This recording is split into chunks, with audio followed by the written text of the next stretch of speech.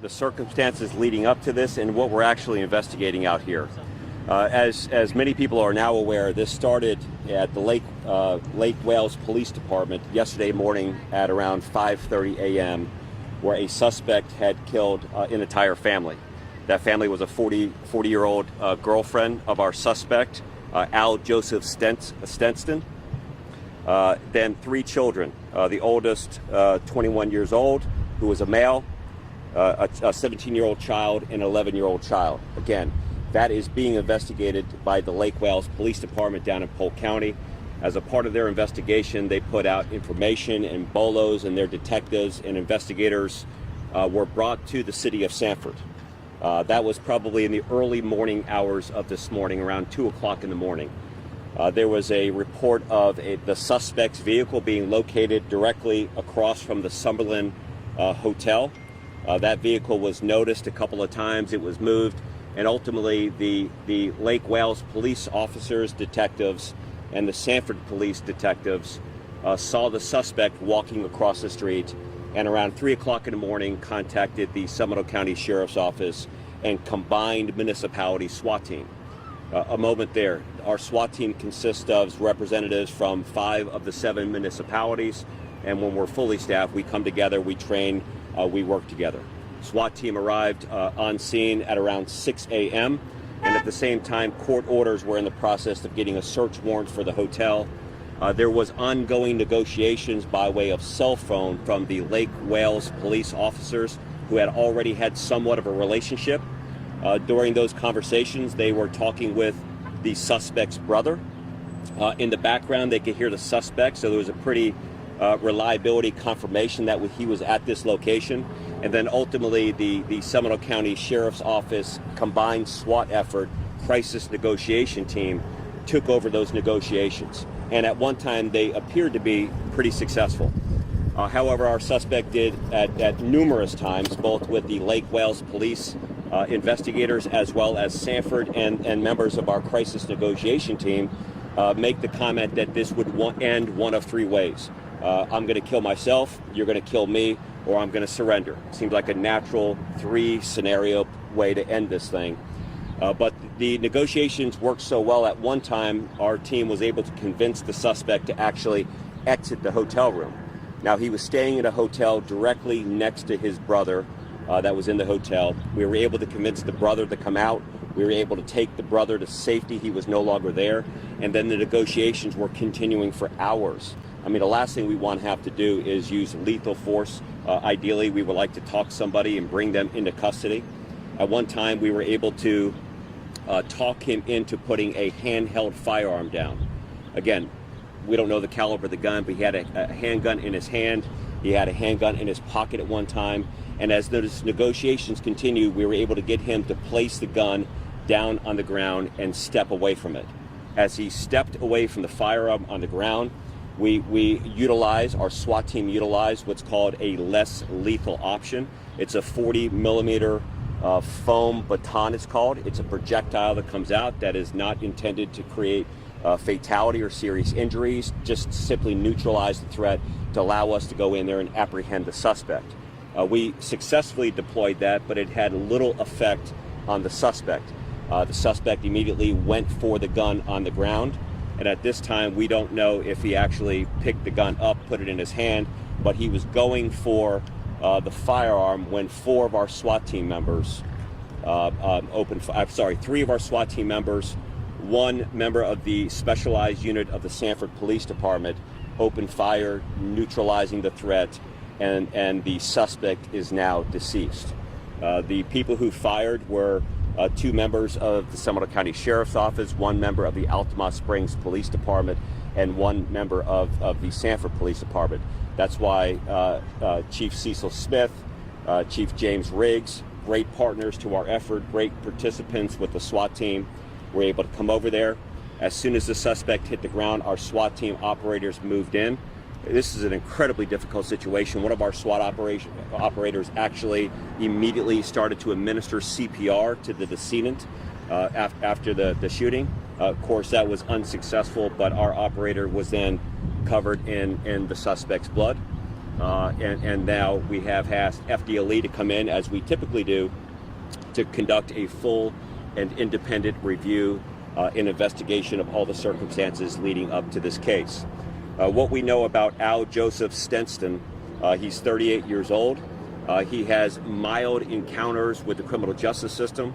Many people would say they're pretty significant. He's been arrested a couple of times for burglary.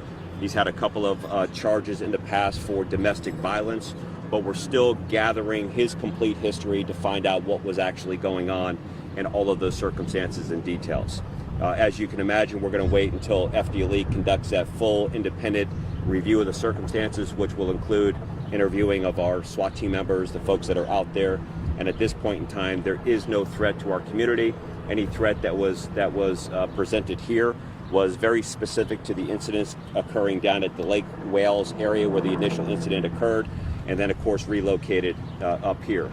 I want to thank our partners, of course, all of the Seminole County municipalities, of course, our partners at the Florida Department of Law Enforcement to coming in and picking up this investigation, and all of the people who are helping put the dots together that may have seen suspicious activity, noticed the car, that will kind of help us better understand what's going on in the coming days. So that's a high level report, trying to kind of, I don't know any of the other details surrounding the incident down in Polk County. I think that the Lake Wales Police Department to speak to that.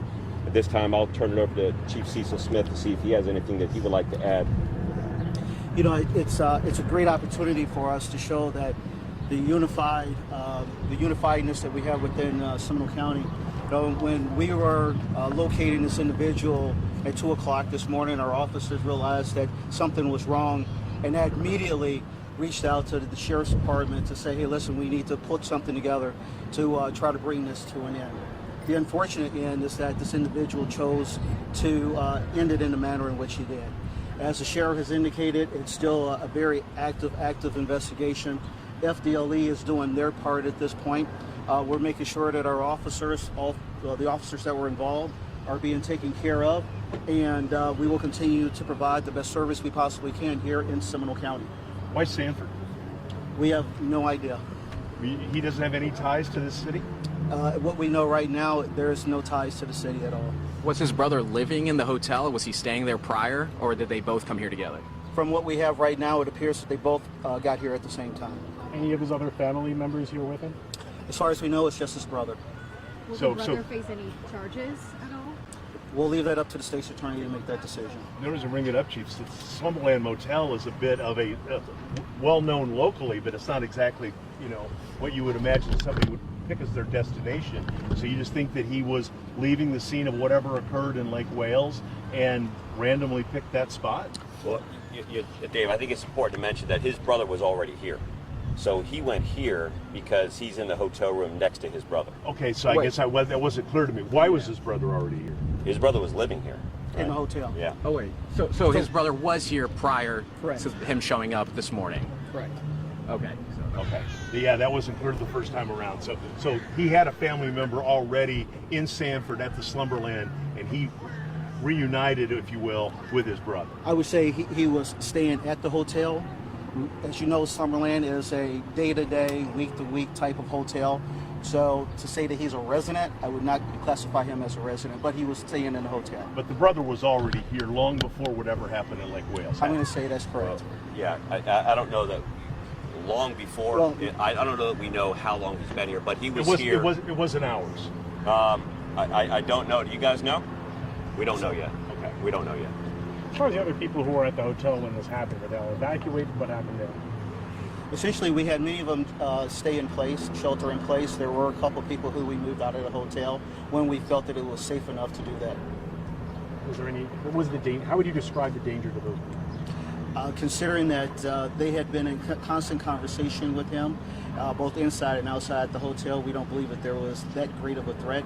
But we wanted to make sure that they were safe, so we did move some of the individuals who we could. But those who are really connected to that room, we made them shelter in place. Chief, can you talk at all about what happened at the Circle K this morning? That one is still under investigation. I've been here since 5:30 this morning, mostly dealing with this situation here.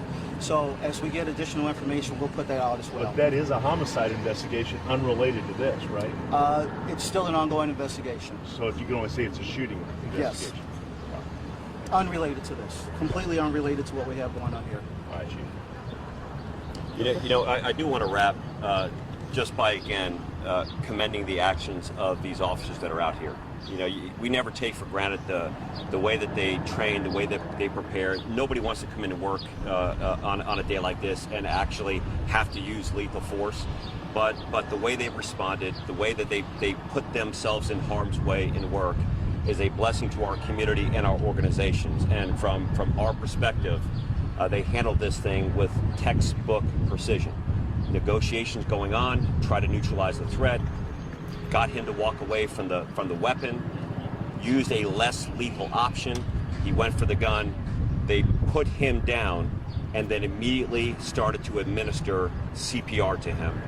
That is a lot for these folks to take on, and I think that our community should be incredibly grateful that men and women will take on this career and this passion to be able to do it. Sheriff, people are wondering if he put his firearm down, why fire the foam baton? This guy is a murderer, a threat, and he did not fully comply with the orders to walk far enough away from the firearm where we felt like he could not get to it in a matter of time where he could present a threat to the officers that were on scene. This wasn't a scenario that he put the firearm down, he placed his hands behind his back, he walked a distance away from the firearm. Should those circumstances have occurred, we would have taken him into custody.